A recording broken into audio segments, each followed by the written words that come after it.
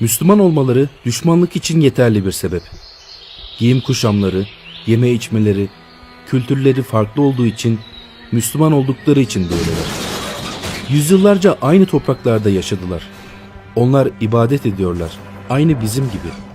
Müslüman oldukları için böyleler. Ama Çin onlara terörist diyor. Aşırıcı, radikal damgası vuruyor.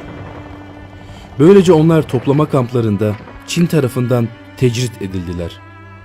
Onlara işkence ve eziyet edildi. Onurları çiğnendi. Haramlar evlerine kadar sokuldu. Ve bugün dünya sadece bakıyor, izliyor. Asıl terörist olanlar onlara işkence ve zulüm yapanlardır. Ama Çin terörünü ne dünya ne de İslam beldelerindeki yöneticiler görüyor. Sessizce izliyorlar.